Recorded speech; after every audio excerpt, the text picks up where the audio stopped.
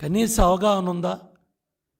ఎప్పుడు gates maintenance కానీ repair కానీ సంబంధిత పనులన్నీ కూడా డిసెంబర్ నెలలో మొదలుపెట్టి మే నెల కల్లా ఆ పనులన్నీ పూర్తి చేయాలి.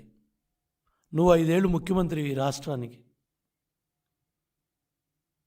ప్రభుత్వం జూన్లో అధికారంలోకి వచ్చింది. వచ్చిన ప్రభుత్వం పనులు చేసుకుంటా ముందుకెళ్తా ఉంటే నీ 5 ఏళ్ల నిర్వాకాలు బుడమేరులో ఎక్కడన్నా 5 ఏళ్లలో పడ్డ గండ్లు పూడ్చారా? ఎంత దౌర్భాగ్యం అంటే భవానీపురం దగ్గర నుంచి పై ప్రాంతాల దాకా కట్టలు కొట్టుకెళ్ళిపోయారు. కృష్ణానది మీద కట్టల మీద ఉన్న మట్టి ఎత్తుకుపోయారు.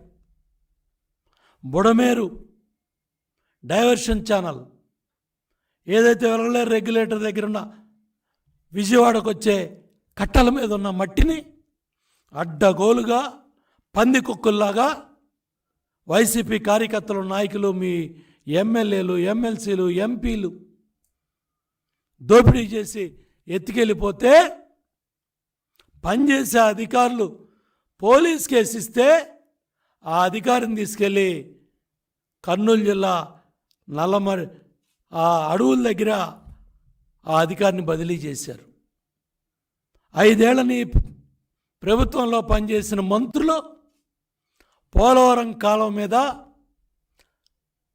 ఈ గన్నవరం మైలవరం ప్రాంతంలో 500 కోట్ల రూపాయలు విలువ చేసే పోలవరం మట్టిని ఎత్తుకెళ్ళిపోయారు.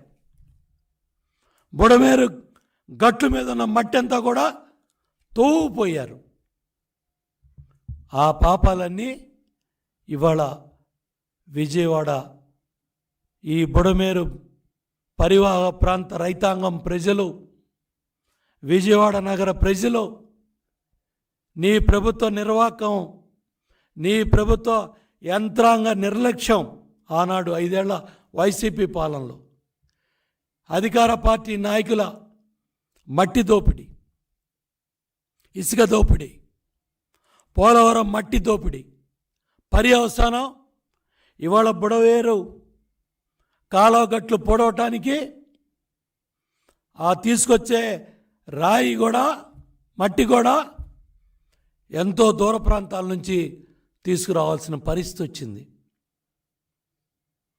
అదే మట్టి అయ్యే గ్రావెలు అవన్నీ కూడా కాలువగట్ల మీద ఉంటే ఇవాళ ఈ గండు పొడవటానికి కూడా ఇన్ని రోజులు, ఇన్ని గంటలు సమయం వృధా అయ్యేది కాదు.